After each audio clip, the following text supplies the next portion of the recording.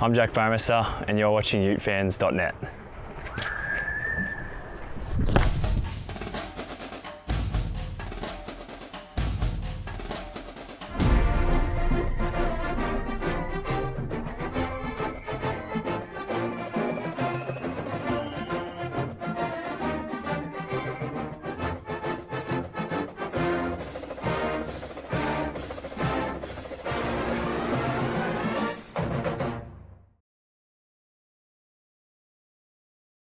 I'm Jack Burmester and you're watching Goal Line Gossip presented by utefans.net. I'm here with Jonah Elliss, two-time Pac-12 Defensive Lineman of the Week.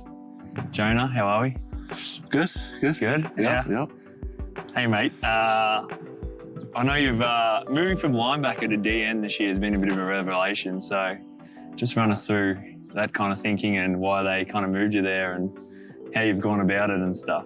Yeah, so it started off with like one of my rushes during fall camp practice, and I just kind of like dipped under one of the tackles, and Coach Powell just kind of got a sense that I should be playing D-end, and so I made the transition, and it was honestly like the linebacker scheme versus a D-end scheme in our program is like D-end is much more simple, so it was actually like a pretty easy transition scheme-wise. But physically, it was a little bit more challenging just because I had to put on weight and get a little bit stronger so I could set the edge against offensive tackles and whatnot. But it's definitely a good move for me. Yeah, nice. How good does it feel to have such a successful season after putting in that amount of work in the off season? Because we do work pretty hard in the spring and the winter. So how does it feel? It was pretty good. I mean, honestly, it's like the job isn't done yet, but at the same time, it's like it's nice to know that like all the work we've put in is starting to pay off, and not even just as like myself, but as a team, like we're playing well and we just got to keep it rolling. Yeah. Well, I'm not getting one because of international NIL laws, but basically the Crimson Collective has donated us $6 million. I think it's 85 Dodge Ram Nighthawk editions, which is unbelievable. Never really been done in college football. So to say it's groundbreaking is an understatement. I know the players are just absolutely, the word around the locker room is grateful. And just the fact that it's never been done before, I think it's unbelievable. So you got any thoughts on that or? No, like you said, we're all very grateful for like the opportunity to get these trucks. And I know a lot of like the younger guys that don't have cars out here and gotta like commute places and a lot of the freshmen are on scooters, even in the winter. Yeah, you see them coming on their scooters. So just for those guys, it's going to be... Yeah, it's going to be huge for them. Did you choose the color of your Ram, or what's the go there? Like, we got to choose. Give a bit of an insight into... Yeah, so I'm going to choose a black one, actually. Yeah. I'm pretty excited for it. There's black, white, silver, or gray. Yeah. The black and gray, I think, were the best looking ones. But I think I'm gonna go with black. Yeah. Righto. So you're in the film room with the old man. Do you watch much film with him? Yeah. We watched a lot of film together. Actually, we usually try and get it in like after every practice, or if we miss it, like we try and bunch it all in together. Yeah. But it's awesome watching film with him. Honestly, he helps me so much with like a whole bunch of little stuff, and anything that I miss that I should be doing, he helps me find and correct. So it's actually really nice. And I know you mentioned it a bit before, but that off-field relationship compared to coming into the building, how is that? Yeah, so he's very good at keeping like family and like son versus like athlete and coach. You know, he's like when we're at the facility, I'm like one of the athletes he's teaching, and he really like drills it into me that it's like this is what you should do, this is how you could get better, this is like whatnot, and then like even like just shooting me texts, like saying that he loves me and like whatnot. Yeah. He's awesome to me. Yeah, nice. Now, has he told you about the time in high school that he broke the backboard? I think some people have been doing some digging around here. Before I ever was able to dunk, he was always talking about how, I smashed the backboard. I could break one right now. And I'm like, he loves that story for sure. He is a big dude though. Yeah. And he's got some big jukes on him. So to get up there at 300 pounds is pretty impressive. Definitely something I couldn't do, but yeah, he never lets that one down. When he fist bumps me, It's Doesn't like even, your whole it body just consumes shakes. the It's hand. like, What do you, speaking of the old man as well, what do you think's pretty similar between your game and his? Do you see any similarities or?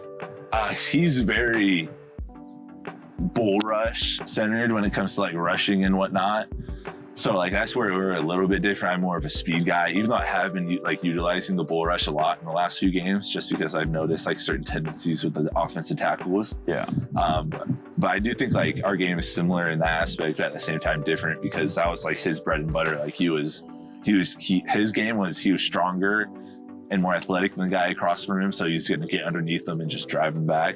Yeah. And I'm kind of like a spin around, double swipe off the edge type of guy, so that's where we're different. Yeah, I've noticed with the D-line, Yeah. a bit of Euro stepping, a bit of 360s. Yeah. You and Logan.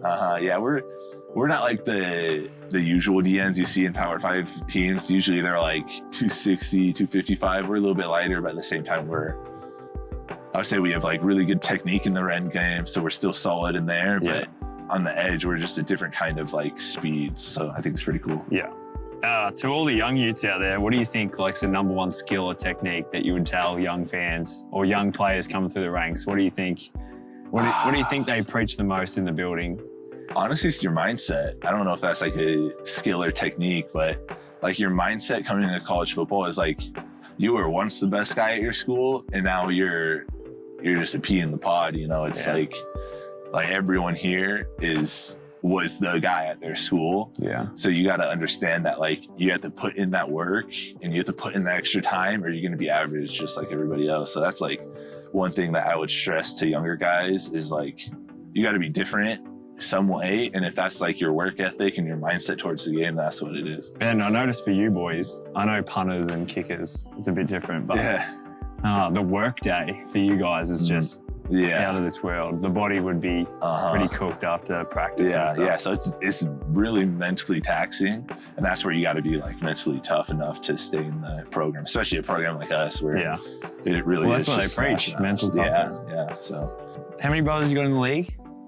3. Yeah, 2 with the Eagles, 1 with the Falcons. So what's the biggest lesson you've learned from them coming from the NFL? Shoot, honestly, like my faith and like revolving like my life around the faith and everything else would come is kind of like what stood out to me the last year.